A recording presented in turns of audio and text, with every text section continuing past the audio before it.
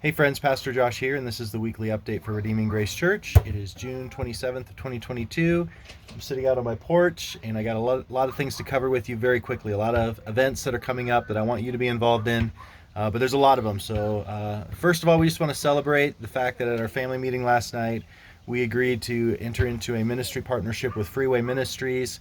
One of the things that they do is they help women coming out of drug addiction get jobs, get their life skills together, and they have these discipleship houses. And we're going to pay the rent for 1 year for one of those discipleship houses, and it's going to be called the Redeeming Grace Church a discipleship house. And so up to 4 to 8 women will be who are coming out of drug addiction, trying to get their kids back, trying to get their lives together, trying to get right with God. Will have a place to stay, and we're just going to help do that. It's really close to the Journey Museum. It'll be a great opportunity for us to do some ministry, and grateful for the partnership with Freeway Ministries. So grateful that the members approved that, and that we can begin that partnership right in our own neighborhood. Be praying for the Las Vegas team. They're in Las Vegas right now. I haven't heard much from Bree at all today, which means two things. One, they're busy. Two, things are going well. She would call me if things weren't going well. So I assume everything's going well, and so just be praying for them as they work with Club Christ. And so far, everything has gone well. They'll come back next Sunday. One thing that I want to let you know about, a bunch of opportunities. I've been praying for opportunities for us to do outreach and evangelism, and it seems like just a whole bunch of opportunities have come our way in the last 3 days.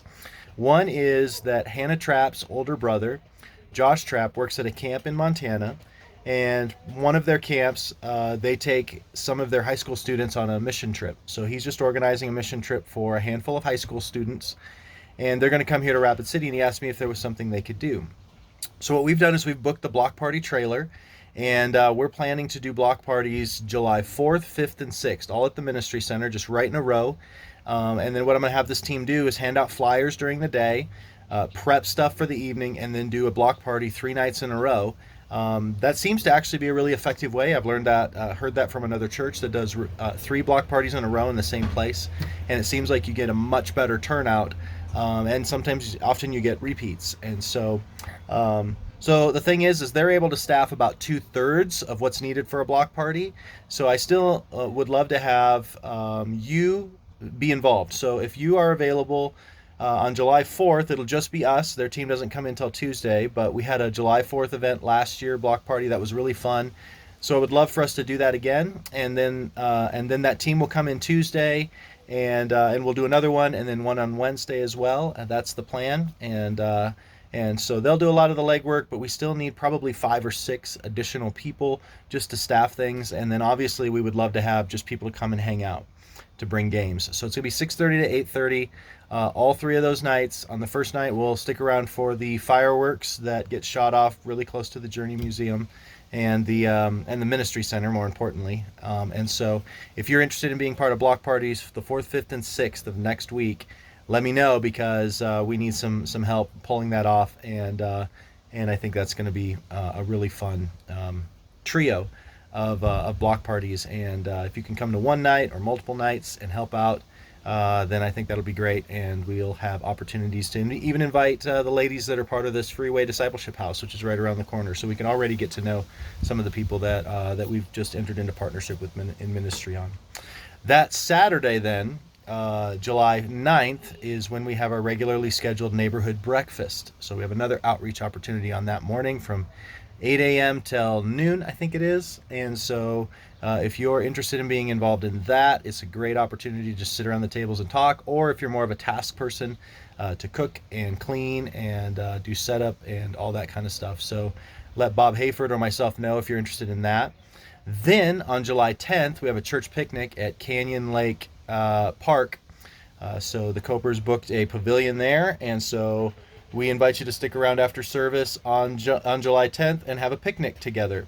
And then the Chankuwasti Ranch, which is a ministry on Pine Ridge Reservation. If you know Anetta and Rosa, they were introduced to Christ and involved in that ministry. In fact, that ministry, when they moved up here to Redeeming Grace, kind of handed them off to us in terms of connecting them with our church. And so so we have a relational connection there. The ministry that is done there, the Haddons are down there, the Dybels, which are good friends of mine. And so all that to say, they have a mission team that is way understaffed that's coming in on the weekend of July 10th.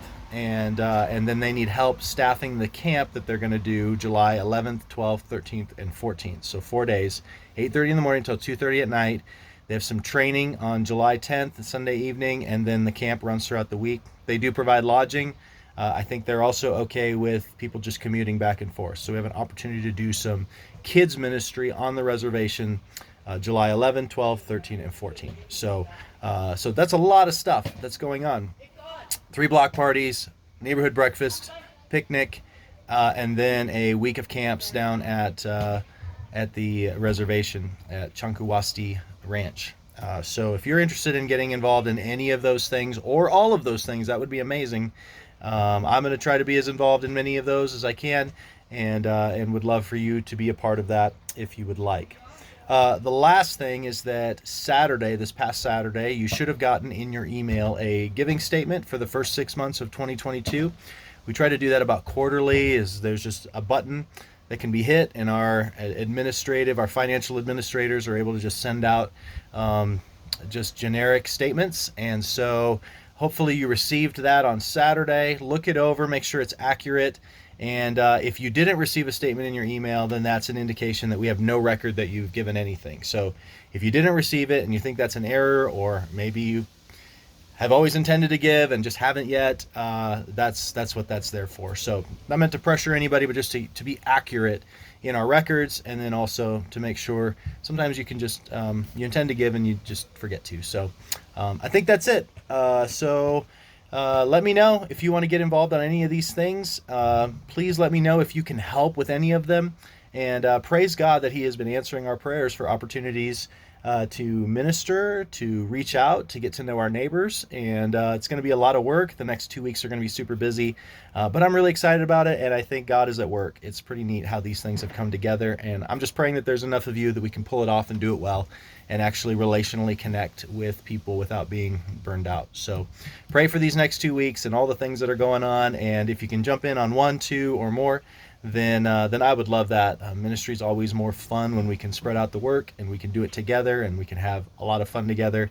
And this is a great opportunity to do that. So I love you, and I'll catch you sometime Sunday. Bye.